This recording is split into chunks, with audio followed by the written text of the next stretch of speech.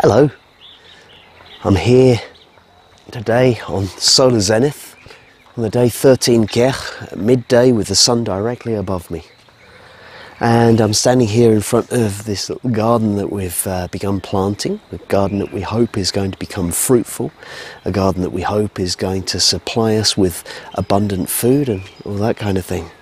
And I'm here particularly talking about this because what I want to talk to you about today is the Trecena of Anil, which we are about to enter tomorrow. So, Anil, what's it all about? Well, Anil is kind of made up of two different words. An meaning yellow and il meaning ing. And it's about yellowing, it's about ripening. Now, there is within the circles many different ideas about when the calendar starts, when the calendar ends, and the real truth that most people eventually come to is that the calendar is a circle anyway, so there really isn't an end point and a beginning point as such. But different people start the counts on different times. Some will start on Washaki Bats, they will call that the first day of the calendar, because that is the first day of the ceremonial cycle. Some people will use one Bats for a particular reason amongst the day keepers here, and some people will use one Imosh as the beginning of the count, because we can see it as representing a new dream coming into reality. We can represent it as being something of a new start, something of a kind of like of a new egg being released, ready to be developed into an ascended being, as it were. Now, that's going to happen in about, well, 2 weeks' time, let's say. And what we have now is these final 13 days of the calendar. It's the final 13 days before one Imosh. So in some ways, some people will see it as the final steps, the final 13 steps before we move on to the next level, before we move into a new cycle. And so, of course, when we move into a new cycle, the only way that we can move into it is if we have matured that which it is that we brought in the last cycle. So it's kind of like, let's say we could see one Imosh as being kind of like the beginning of the dream, and 13 Ajpu as being the return to the source, the step up to the next level. Well, that's going to come as we go through this cycle. So it's the final 13 days, the final days of ripening, the days of abundance. This is what's coming in now. Now, of course, with everything that's going on right now, of course, I'm sure that this is something that we'll be very attached to, very interested in happening and all that kind of thing. And it's something that happens every 260 days. So this cycle, the one that began on 1 Imosh, would have begun somewhere back in August of last year, about 9 months ago. And it would have been something which we're now, let's say, birthing. It would have been something which is now being matured. So maybe the plans, the ideas that you were thinking about 9 months ago, this is where they're ripening, and now we're going to move into a new cycle. So what do we get to do with these last 13 days? How can we use them to their best? Well, yesterday I was talking about the solar zenith. I was talking about how it really, the end of April really marks the beginning of rainy season here in Guatemala. So this is a great time to be getting your corn into the ground. This is a great time to be planting stuff. You know, down here by the lake we have people growing a lot of onions, growing a lot of cabbages, those kind of things. And every day they're coming with these little petrol pumps to put in the lake to water their crops. Now, really, as May starts, we get to the point where we don't need to do that anymore because the rain is going to provide sufficient moisture. Now, that would be on any given year. But the really interesting thing is that this time it begins with one Anil as well. And Anil days are always good days to be in the garden. Anil connects us with the plants. Anil connects us with the maturing, and so we see that people that carry the Noal, Anil, they're the people that are very connected with plants in whatever way. Farmers, herbalists, gardeners, all those kind of things. These all fall under the umbrella of Anil. So if you have Anil in your Trecena, if you have Anil in your energy, in your cross, then it's certainly pointing you in the direction of working with plants in one way or another. So what can we use Anil days for? Well, Anil days are great for getting out in the garden and planting seeds. And as I say, I know that this is a phenomenon just here in Guatemala right now, but for me, tomorrow is going to be the day that I spend as much time in my garden planting seeds, because it's about putting a new seed into the ground. When Anil is here, when we invoke Anil in ceremonies, we add the cacao beans to the fire, and we ask for Anil to bless our harvest, to bless our crop, to bring it to an abundant fruition, an abundant ripeness. That's what the essence of it is. And so tomorrow, in the northern hemisphere, I'm sure, if you have the opportunity to get out to plant some seeds for the coming time, for hopefully by May in most of the regions, the threat of frost is gone, and you can get your seeds in the ground ready for your harvest to come. Okay, if you find an Anil day, this is a great day on which to do it. And so tomorrow, one Anil, well, the one representing the seed, representing something new that we're planting into the ground, representing the beginning of the maturing phase. This is a great day to be planting new seeds, in the understanding that in 260 days' time, that's what we're going to be ripening. Those seeds, of course, they can be physical seeds. They can literally be the plants that we're putting in the soil. But they could also be the seeds that you want to plant, where you want your life to go, what you want to mature in yourself, what you want to bring to maturity in your life as you go forward in this next 260 days. So, from one Anil, we're then going to move into two Toch. So Toch, the fire, the water, interesting how it's got that duality. But Toch is all about payment. Toch is about the sacred fire where we give back for what we've received. And here, as we go into two Toch, what is it talking about? Well, two is the number of relationships, and it's the number of self-sacrifice. So we've got Toch, which is about giving back, is about paying, is about making a sacrifice, with the number two, which is about self-sacrifice. So you've got those two aspects in there. Now, two also represents lovers, it represents duality, it represents relationships. So maybe this is a great day to be showing your appreciation to your lover, to those that you're in relationship with. Giving something back, making an offering to them, giving thanks for their love, giving thanks for their ability to bring you to ripeness, because maybe that's what we do through our personal relationships as well. The people around us help us to ripen, help to bring us forward, and so maybe that's in there as well. So this could be something that you could use to Toch for, but it's also about giving back in more ways than that. It's about selfless service. It's about making self-sacrifice. And so this is a day on which you may find that you want to give to some people that are in need. Maybe you want to give to the people of San Marcos. Maybe you want to give to the people of San Pablo. I'll put those links in later on. But Tu Toch is the day on which that gift, that payment, is very effective in helping to pay off any of your own karma, any of your own energies or debts that you might be carrying. Because as we go through this period of ripening, you can't ripen, you can't go forward if you're carrying that debt. And so when you make a payment, when you give something back, that helps you to ripen, that helps you to go forward. So from Tu Toch, we're then going to go into three Tz'i. So, Tz'i, the Nawal of faith, the Nawal of unconditional love, the Nawal of justice, the Nawal of the law, the Nawal of loyalty. Now, Tz'i can be sometimes misinterpreted, and yes, it does represent the vices, and yeah, it can be seen as the Nawal of sex, drugs and rock and roll, as it were, because it's all the things that make us feel good, and whether they make us feel good now or whether they used to make us feel good, well, that's one thing or another. But at the end of the day, there are certain things in life that we might feel attached to, that because they make us feel good. Tz'i represents them, but Tz'i also represents our loyalty and our faith. This could be the faith in our process of maturing. This could be our loyalty towards our own development.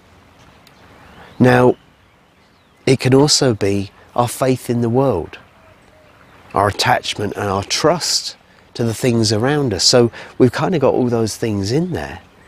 And here it's combined with the number 3. Now the number 3, I presume that you've watched a few of my videos before, and you see, like, often we talk about the number Tz'i being, the number 3 being a challenging number, being a number of blockages, of obstructions, of difficulties. But that's kind of like in the external expression. And the number 3, where it really comes into its own, where its creativity really comes in, is when we focus it on the home, when we focus it in our heart, when we focus it internally. And so 3 Tz'i is calling on you to look inside, to find the faith within you, to find your loyalty to yourself, to your family, to those within your home. And it may well be a day on which that loyalty to what's going on inside, that faith on what you hold inside, rather than what is being expressed outside, that might be the most important place to put it. Because what you might find is that the external expression might be challenged. And this might also represent something where, let's say, if you had a faith in a system, a faith in the world, on the outer world, you might find that it gets challenged, because the only way that we can grow our faith is to challenge it, to reassess it, to look at it again. So if you do find yourself challenged on 3 Tz'i with, what you hold, what you are loyal to, or what you hold faith in, there might be a chance to go inside and re-examine exactly why you hold faith in that, exactly why you have loyalty towards it. Because once again, we're in a time when we're looking at our own maturing, we're in a time when we're looking at going towards the end of this cycle, and we've got to do it with this, I guess, essence of purity.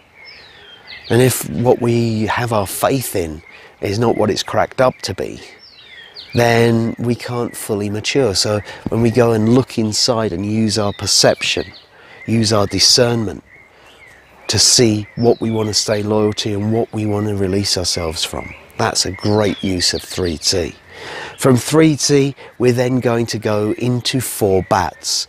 So bats, the energy of the creation, the energy of the weaver. Bats, the energy of the arts. Bats, creating the beauty in the outer world. And here we have it with the number 4. The number 4, the number of the material plane, the number of the physical reality. So this is about weaving something, weaving and bringing your beauty into physical reality. This is a great day for any kind of artistic or creative project that you might have, for actually bringing it into the physical. It's like, get your paints out, get your pencils out, get your threads out, weave, knit, paint, draw, play music, whatever you feel is the right thing to do. 4 bats is really about manifesting your creativity into the physical world. So this is a very exciting day, and we might expect to see a lot of people presenting their art to the physical world on this day and getting it together, bringing it down to earth, helping us to weave in reality, to create into the physical. So from 4 bats we then go into 5 air. So excuse me, the number 5 is the number of work, and sometimes that can also be a bit obstructed, because it's like we got to put our energy into it. It's like if you want to do something, then you got to push to make it happen. It needs a bit more energy than usual. And what's about? Well, this is the road, this is the path, this is the journey. So days may often be seen as relatively good days to make a journey on, but there will be some days that will be better than others. So 4 or 10 or 9 these might be considered to be beneficial days. 3 11 5 these are days when it might be not quite so easy to make that journey, because especially with 5 the one that we're talking about right now, this is saying, right, okay, you're going to need a bit more determination, you're going to need to put some energy into that journey. It's not kind of going to be quite as easy as it might normally be. Now we know that this is probably a truth for many people right now, that leaving the house even might be a difficult journey for many people right now. So the question is, do you really want to put your energy into that journey? Is that the best use of your energy? Now, is also the explorer in more ways than just taking a physical journey. Is also the explorer of consciousness. Is the explorer of understanding everything that there is to understand about being here in the world. So it's a great day for study. It's a great day to find out new things. It's a great day to go and have a look into what's going on. And so 5 might also suggest to be very conscious about where you put your energy, which journey is going to serve you best, because you might find it takes a lot more energy than you were expecting it to. From 5 we then go in to 6 Aj. 6 Aj, one of the, I would say, kind of like the beacons of the Nahuales. Aj being the staff of office, Aj being the spinal column, Aj being the supporting structure within the home, within the community. It's about standing up and doing the right thing. It's about standing up and saying the right thing in order to bring harmony to the community. It's about acting as the elder within the community and looking at what is good for the children in the way that a benevolent father might do. Because Aj is connected with the male principle. This is why I particularly use the phrase benevolent father rather than benevolent parent, although I recognise that obviously it can apply to both. So Aj, stand up, do the right thing, say the right thing. Now what is it for? Well, the number 6 is the number of ultimate stability, and it is the number of family. So it may well be on 6 Aj that you might have to make some tough decisions, some brave decisions on behalf of your family. What sustains your home the best? What brings harmony to your home the best? What brings the greatest harmony into your community? How can you help to support those who may be in a worse off position than yourself? Well, 6 Aj is the day on which you may receive the understanding of how you can do that, of how you can bring a great stability, of how you can support your family by doing and saying the right thing. From 6 Aj, we then go into 7 Ish, so the number 7, coming to the top of the pyramid, coming to the pinnacle, and with Ish, the Nahual of the shrines and the altars. Ish, the Nahual of the spirit of the mother, of Mother Earth, the one who provides everything for us. So 7, when we're standing on top of the mountain, we can see in many directions. We have the opportunity to take our decisions, to make all sorts of choices. And so 7 is sort of saying, well, how do you want to connect with Mother Earth? What do you need from her right now? What would you choose to receive from Mother Earth? What material would sustain you right now and help you? Because today is the day to choose it. It's also a day to maybe stop sitting on your laurels and move forward with it. It's because 7s, kind of like sometimes we're faced with a lot of decisions, or a lot of choices rather. It can be difficult to make that decision. Well, 7 is calling you, saying, right, okay, everything that's being presented to you right now is a good choice for you, but you have to make a choice and move forward with it. 7 Ish can also be about choosing how we connect with our inner magic, how we connect with the sacred places of the earth, what we hold holy. What is your sacred place? Because maybe you have an altar in your garden. Maybe you like to go and visit the altars on the mountaintops, or maybe you just understand your home is a sacred place. Maybe you see that.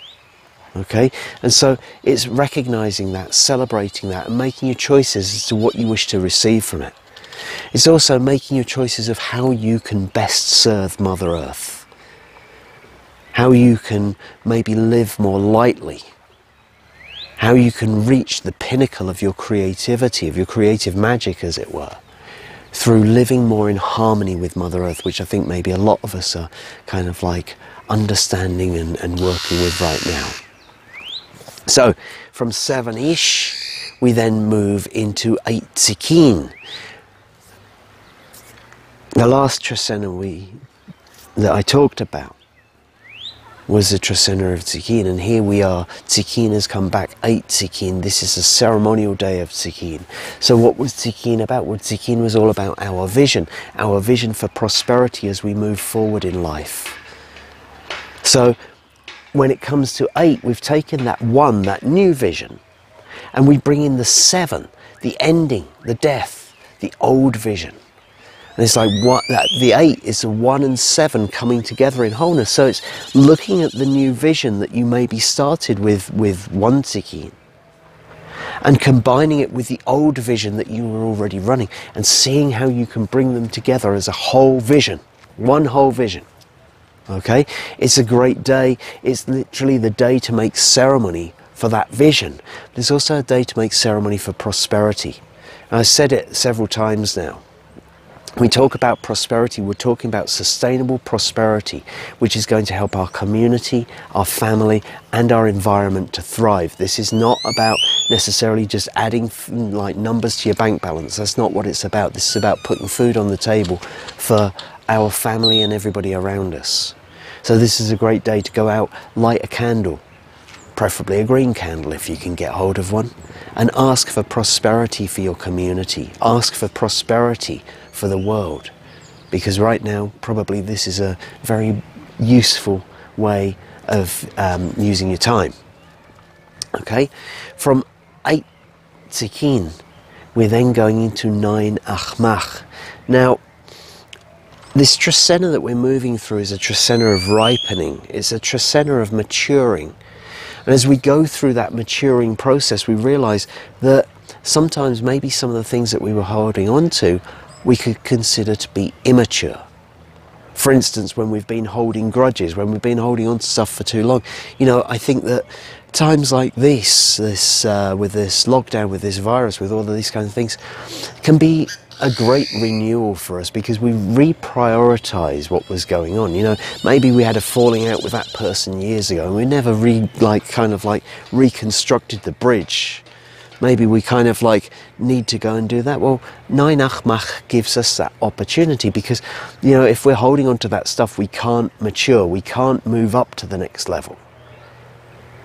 The number 9 is all about life, it's all about the feminine. And the Ajmak is all about forgiveness. So this could be for asking forgiveness from the feminine, but it could also be the whole about forgiving for what life brings, because, you know, sometimes the stuff that life brings is not the stuff that we wanted life to bring, and we hold this grudge towards it, we hold this kind of condemnation towards it or something like that. Well, 9 Ajmak gives us an opportunity to forgive those things in life that we may rather have preferred not to experience. It gives us that opportunity to forgive them now, to release shame or guilt or blame that we have had in our life, so that we can move forward onto that next level,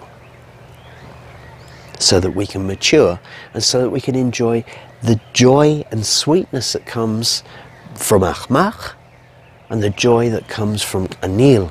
Because, you know, when we get to that mature point, it's like, hey, everything is joyful. It's like when we mature, when we take our crops to the market or whatever, and we can reap the reward for our energy that we've put into growing our garden. And this is a time which we could consider to be quite joyful. This is what comes when we release those burdens of guilt and blame and shame. And 9 Ajmak gives us the opportunity to do that. From 9 Ajmak, we're then going to move to 10 Noch. Noch being, in particular from the way that I see it, the way that I understand it, the left hemisphere of the brain, the logical, knowledge-based, intellect-based side of the brain. So, Noch is all about getting a plan together. It's about using your knowledge and bringing it together.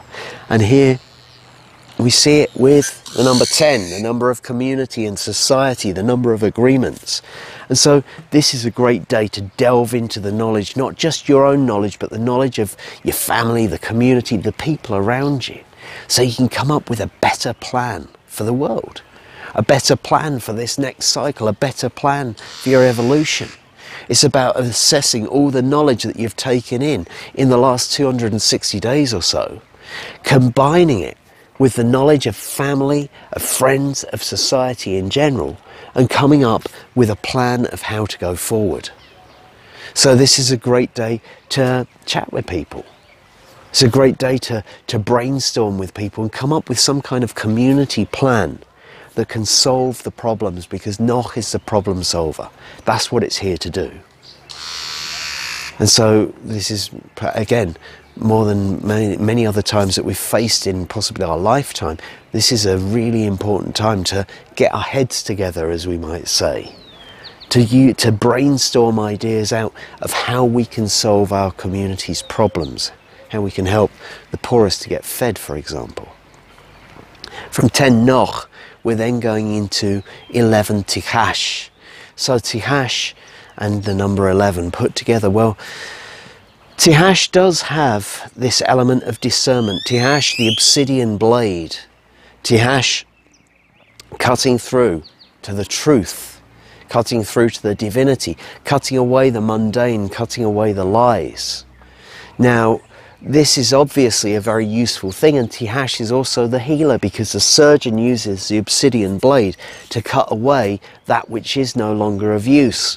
But combined with the number 11 may produce a rather unpredictable day, because that number 11 could be kind of wild. And the words, you know, wild and sharp, when you put them together, they might produce something that you don't actually really need or want in your life right at this moment in time. It is strong. It is powerful. It's like, well, I was going to say, it could be like running in the dark with a very sharp knife. It's not necessarily a good idea. So on 11 Tz'i, it is more important than before to really use your discernment, to keep your eyes open, maybe to slow down a bit. When it comes to cutting stuff away, slow down a bit. Don't cut what what you can't see. Don't run with the knife. It may be very easy, the power of the number 11, the force, the energy behind those cuts is very strong. So you need to maybe have a look at having a measured response, let's say, to whatever you're turning your knife to, because it's already empowered. You don't need to add much to it. So be gentle on 11 Tz'i. Use your discernment in many different areas, in many different ways, but trim gently, because you might find that the blade cuts deeper than usual and you might end up wounding rather than healing with its actions.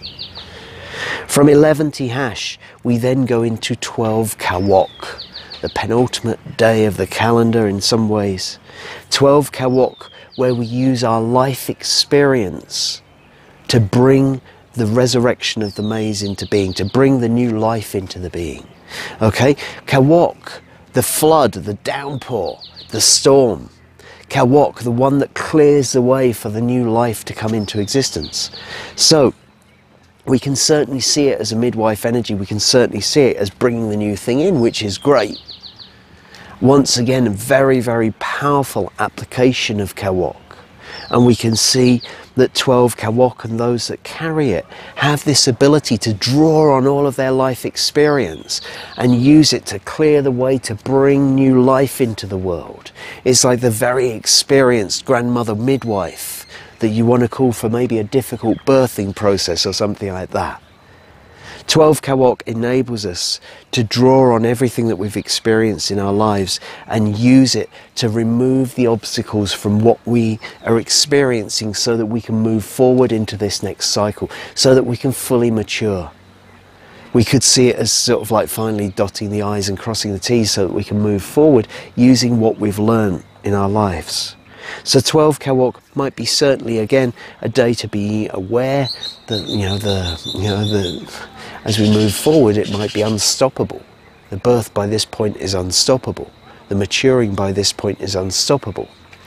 But to draw on our life experience to help to make it maybe sometimes less painful as we go through that birthing process, until finally we reach this ultimate day, the end of the Trecena, the day 13 Ajpu. Now, 13 Ajpu I see as a very, very special day. The day 13 Ajpu is a day on which we really see ourselves for who we are. We see everything in clarity. It's a day when we could consider to be moving up to the next level. It's a day where we're extremely connected to the ancestors, we're extremely connected to spirit. It's kind of like 13 Ajpu could be described very easily as a return to the source.